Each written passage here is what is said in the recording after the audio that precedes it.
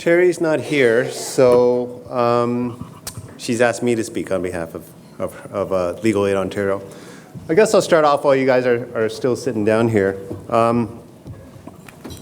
Nothing but good news on the legal aid front. We don't hear that very often. Apparently in the last several years, there's been raises, there's been real improvement. So what I did is just talk about the federal budget here. What we asked for is on the left side here. We wanted more funding for young Canadians. We wanted more funding for criminal matters and for immigration and refugee services. And lo and behold, that's what we got in the budget. $15 million for the Tenant Protection Fund, which is going to help young people because they're the ones that are most often renting and having problems. $20 million, an additional $20 million for criminal matters. So that's on top of what the federal government is already providing. And for immigration and refugee services, there's an additional $30 million for 2 years, and then $44 million baseline until 2019. So that's $72 million for the next 2 years, and then they go back to 44, which is excellent. It's much more than we expected. Of course, overall, what we want is complete funding from the federal government for all of the legal aid. And so that's still in the works, but these little steps are helpful. And it's not us, it's us working with ASLA and all these other organizations to build a legal aid project that works. So that's the legal aid presentation there. And I'll go back to these guys to do their thing.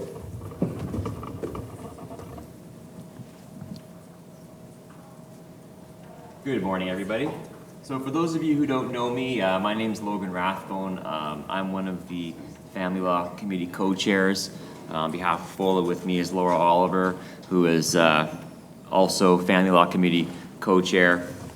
So on the last occasion at Fall Plenary 2023, when Laura and I provided our family law update, we spoke quite a lot about family law related submissions that Laura and I had completed on behalf of FOLA, and that was really because during 2023 overall, there were many submissions in the family law and child protection realm. So that really, in my view, dominated our efforts throughout last year.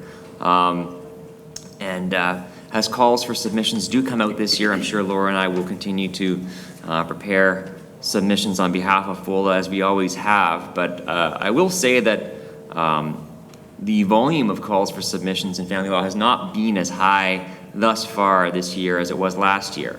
But that's not necessarily a bad thing. On the plus side, that means that Laura and I will have more time to spend on, let's call them self-initiated projects. It feels better to say that than pet projects.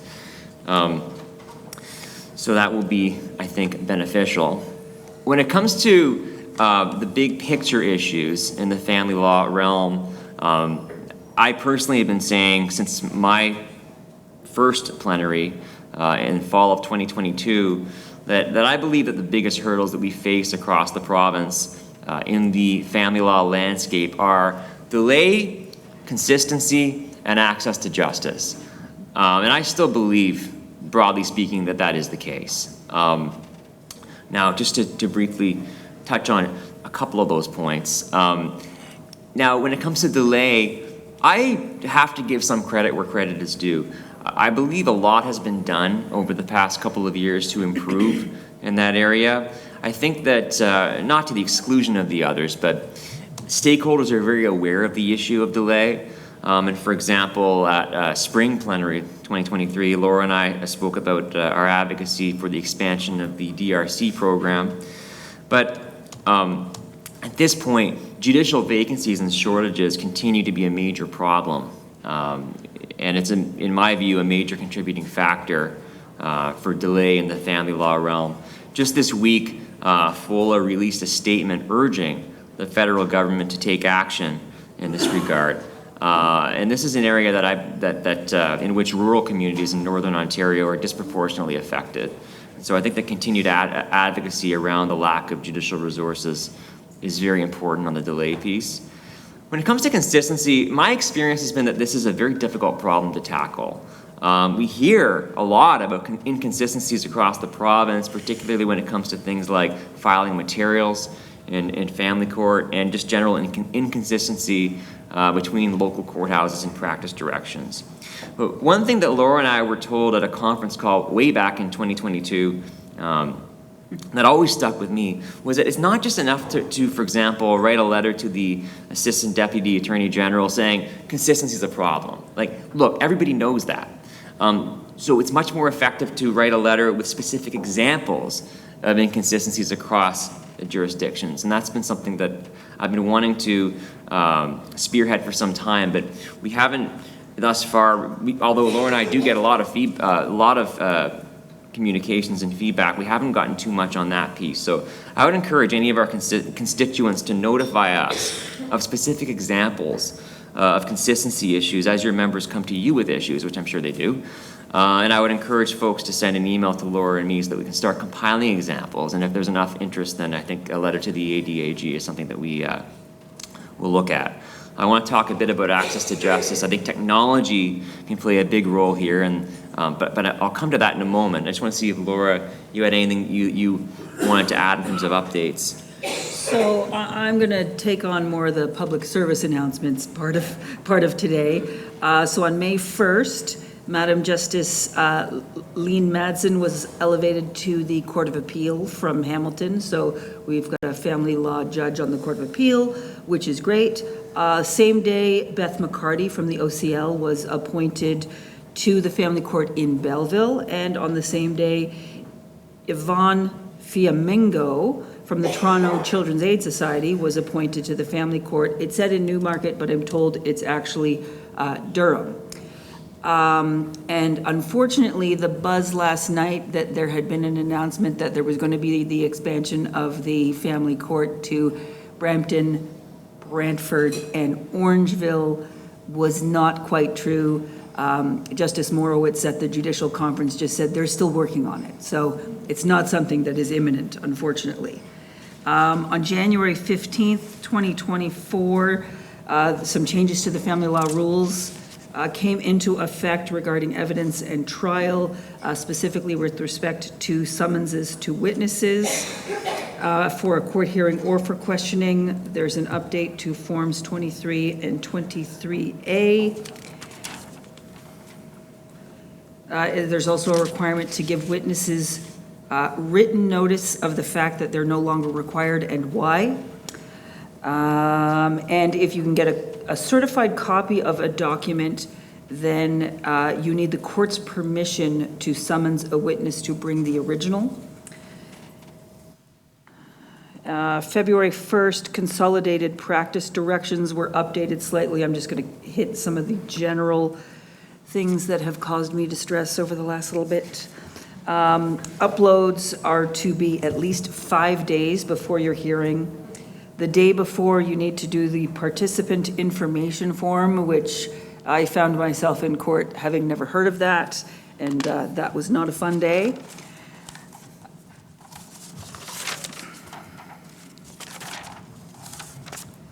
Sorry.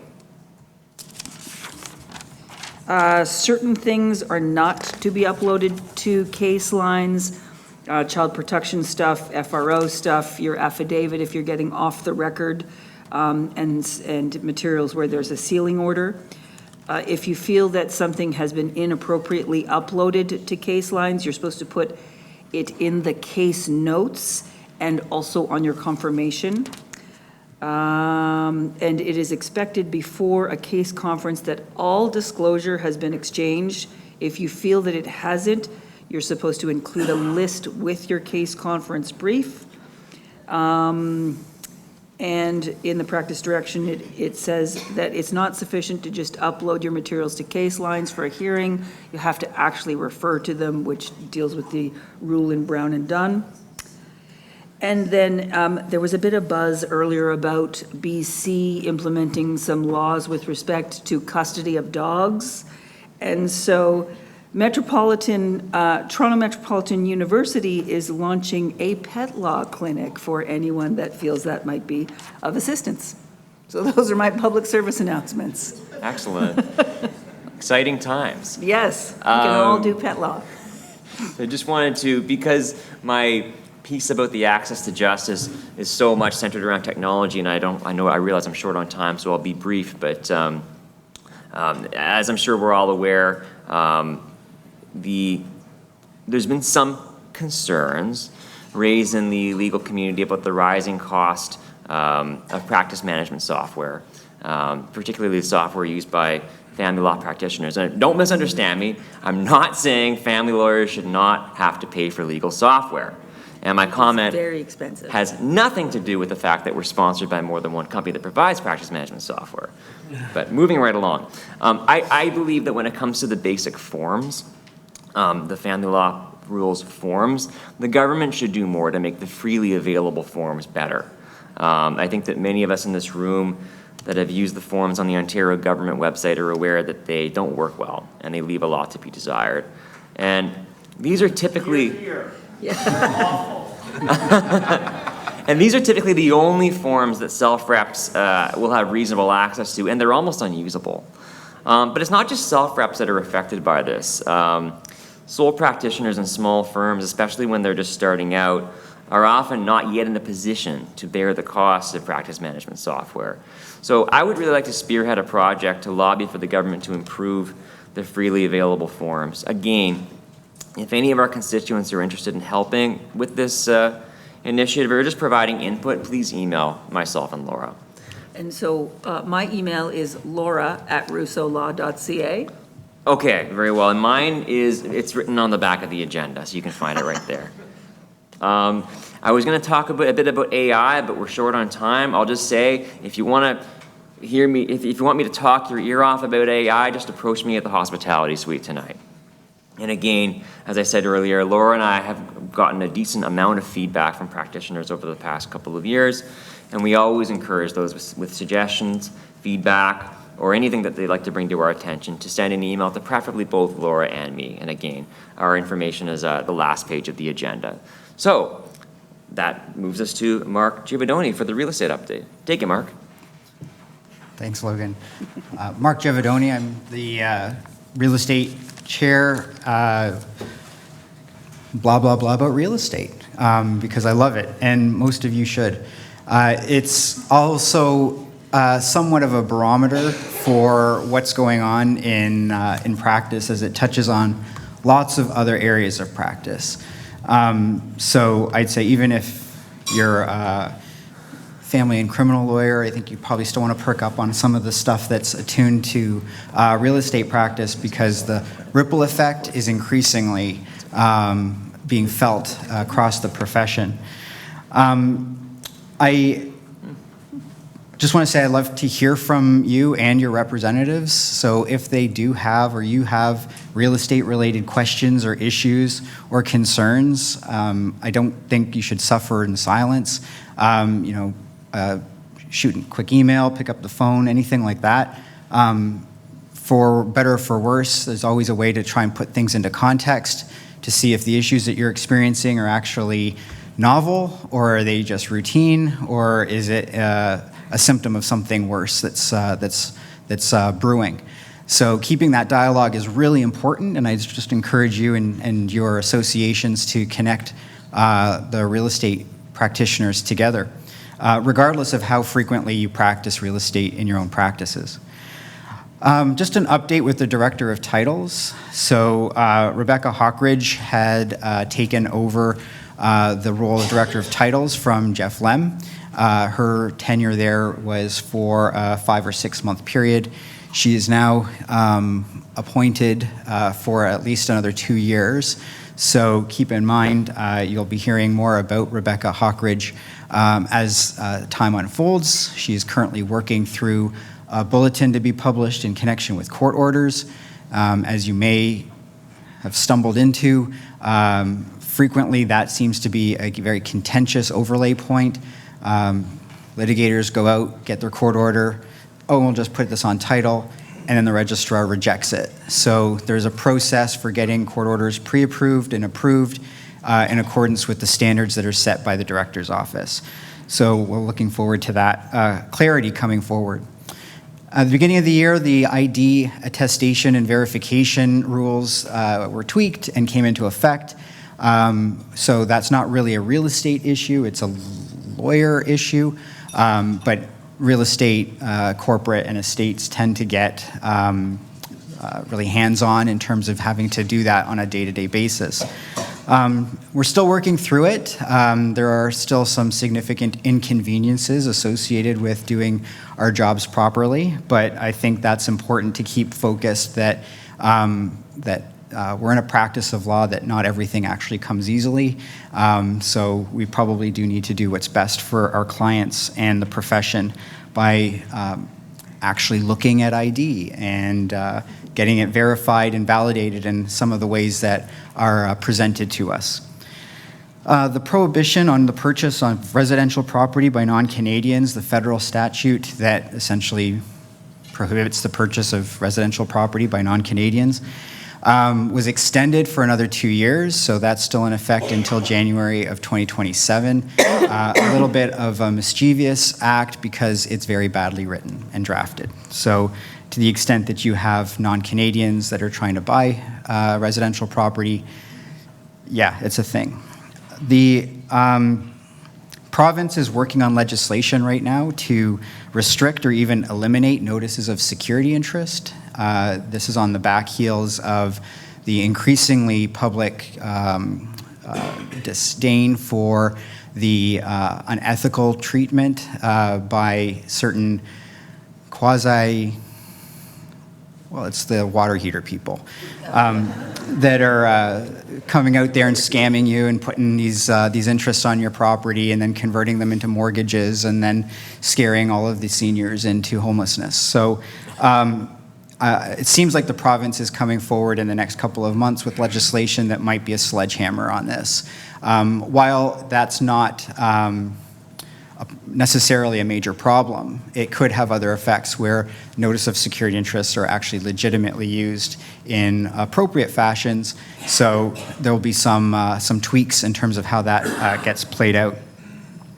Keeping in mind about cybersecurity and cyber risk, it's a real thing. It's a significant threat. It's a real issue. We'll have some discussions on that later over plenary. But one example is the city of Hamilton got hit with a cyber attack and devastated most of its systems and operations.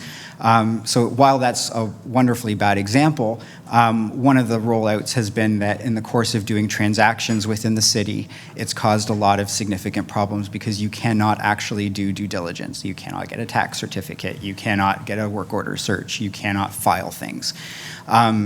They're actually working quite well through that, so it's not the end of the world just yet. But examples of how the cybersecurity impacts practice, transactional work, due diligence, and to their credit, the title insurers have stepped up to endorse certain coverage gaps associated with that type of event. The feds. Why are the feds impacting real estate so much? But they are. So one thing that has caused some chaos has been the sudden trust reporting requirements and obligations that snuck in at the end of the fall last year that had required all bear trusts to file reports, T3s and Schedule 15s, including all of us for our trust accounts, as long as they were earmarked for a specific client file. So if you're mixed trust account, okay, but otherwise no.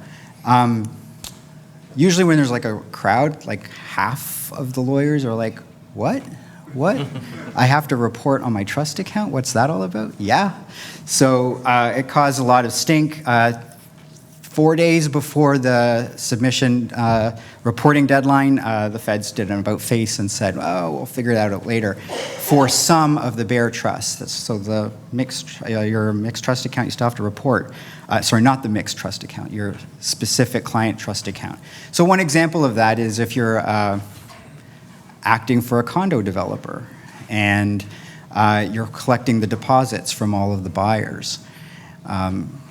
Each one of those deposits that goes into your trust account is a separate trust that's reportable. So if you figure that you're acting for a condo developer that has maybe 600 units in it, so one project has 600 reports every year that you're holding those funds, who's going to pay for that?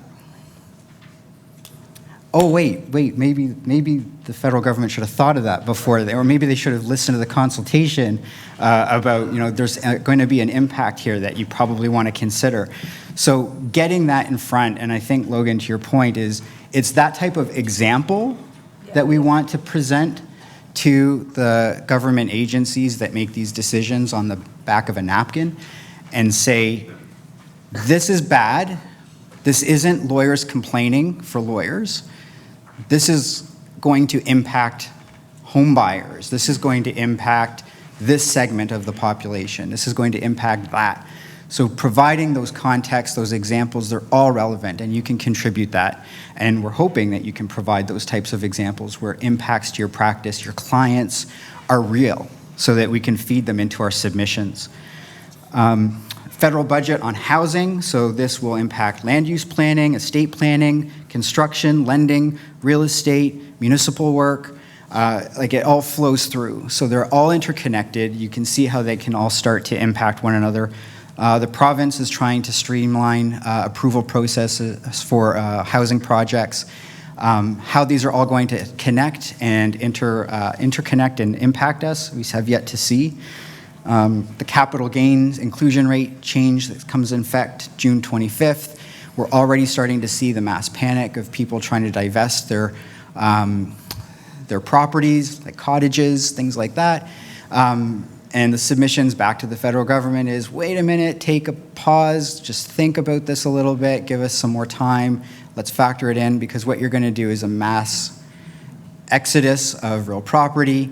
The valuations are going to be construed in awkward ways. You're probably actually going to miss out on certain tax opportunities. Stop and listen. I'm not sure they're going to, but again, it's looking at the deviling in the details. I just wanted to conclude by doing another plug for the working group, the working group on real estate practice and the suggested fee schedule. Just Google it if you can't find it, but it is a great tool. It is a document that will enable you to very conveniently and quickly flip to your client and say, this is what lawyers are typically charging. This is what lawyers should be charging on a residential transaction. It has a little spreadsheet in there so that you can put in a price and get some other clean details, and it spits out what you should probably be charging on a transaction. We should not be undercutting each other. This should not be a race to the bottom. This is a complicated area of practice. It frustrates me to no end that real estate agents are saying you should only be charging X on this deal. I don't actually have real estate agents referral sources for a reason, because there's a lot of shenanigans that go on with that. But do take a look at it, do plug it, do reference it. If you're having seminars and CPDs at your associations, put it in your materials, flag it, tell everybody about it. They should be using it. If we're all on the same playing field, it will be better for all of us. Thank you. I have a question. The legislation to prohibit non-Canadians from purchasing residential properties, that includes condominium units, does it? Which is would be residential property. Yes.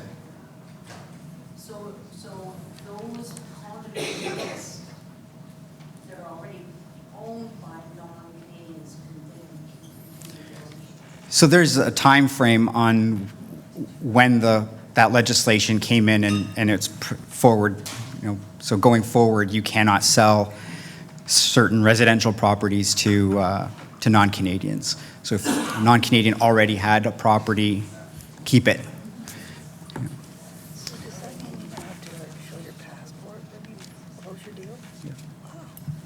Good morning, everybody. Just to move on from Mark, my name is Corey Wall. I'm the Central East Director and also the Treasurer on your FOLA board. You'll see up there that I'm also working on the Estates Committee. I think I'm the only one that has TBD up there. The Estates Committee is still a bit of a work in progress. A few small select group of you may have received some emails from me since I started talking about this at some of our past plenaries. I encourage any of you, if you have estate practitioners in your area that you think are some leaders in the area, to have them reach out to me if they're willing to participate in the working committee. It is largely emails. We're not having any formal meetings or anything like that. But the idea is, as the practice area gets busier and busier, that we have a group of practitioners that can advocate in this area. Mark has already touched on it, but as an estate litigator, a lot of the times in my cases, we would be fighting over assets, and there would be disagreements and about where money should be, and what would happen is something would be liquidated, say some real estate, and we would be able to stop some of the litigation and focus on more contentious issues if the real estate lawyers, our friends, kept the sale proceeds in a segregated trust account. And I also, at times, was asked to do that. And what's happened now is that there's a number of estate litigation files in my practice, and I've seen it happening more and more, where that's not happening. It's creating a situation where the litigators have to fight about those things sort of more immediately, as opposed to setting them aside and sorting it out when we have some of the other issues that have been addressed. So that was something that we talked about. There was, because making the reports on the bare trusts for the segregated funds was a pain. I'm trying to be polite. And I also, Mark was very diplomatic. I'm less so. The CRA put out a press release afterwards saying, we're not moving forward with this. There was unintended consequences. I say that is nonsense. They heard from the accountants. They heard from the lawyers. They knew there was going to be consequences. And so I'm hopeful that next time when an issue like this comes up, that they'll listen to us a little bit more. That might be wishful thinking, but so that was one of the things that we talked about. One of the other issues was, as some of the case law develops, moving away from a strict compliance regime, with the bench having a little bit more discretion in correcting some errors that we might find in some of our estate planning documents that we're litigating over. The hope, I'm up here and I'm talking about it from a litigator's point of view. But my hope for the committee is that, there's a few like me, but I suspect that the majority of them would be some of the estate solicitors that are helping the public go through that process, getting their certificates, the different things like that. One of the things that we've also looked at is just trying to keep an eye on certificate return times in various jurisdictions, because I can tell you that it varies greatly across the province. In some situations, you're running up against your tax deadlines and you're not going to have your beneficial tax treatment because things are taking too long before and then your trustee gets their certificate and might only have a few months to get everything done. So depending on where you're practicing, that can impact your clients a lot more. So really what I'd just like to do is I'd like to plug the committee. My email is Corey, C-O-R-E-Y, @wallaw.ca. If you have people in your regions that are interested in practicing in this area and would be willing to sort of work on some of this stuff, please pass along my email, or if you want, you can email me and just sort of do an introduction, and I'm happy to sort of add them to the group that we've been emailing and talking about some of these issues with. And that's my goal as far as continuing to develop the committee so that we're in a position where we have practitioners that can make some informed submissions when some of these decisions come up that are impacting that practice area. I am also the treasurer, and so I get to do the next segment. So at this point, I'd like to thank Laura and Logan and Mark and Ian for their presentations as your committee chairs. And then I'm going to go stand up at the podium and let them sit down and talk to you about numbers. Can I ask one question, please? Sorry. Yes. Of the family law people. So, has FOLA considered lobbying the government to amend the definition of who's qualified to seek support, spousal support under the Family Law Act to include former spouses, to avoid the problem of divorce shopping for people who may have come from another country? Interesting. Maybe repeat the question for the online. Would FOLA consider lobbying the government, provincial government? Oh, we'll give you a microphone so that we're picked up on the Would audio. FOLA consider lobbying the provincial government to amend the definition in the Family Law Act as to who is entitled to claim spousal support? Because right now, only spouses can, and it doesn't cover former spouses. And because of that, there's a lot of dilemma, as I'm sure you know, in divorce cases where a foreign divorce now then prevents a former spouse in Ontario from seeking spousal support. And there's been a lot of cases where people who have come from a different jurisdiction will jurisdiction shop, get their divorce quickly in like Russia or somewhere, and then come back and then defend a claim for spousal support on the basis that the spouse is no longer entitled. And I know the OBA is preparing to lobby the government. I'm just wondering if FOLA would do that as well, so we could do a combined effort to change that. Definitely, let's have a call about that for sure.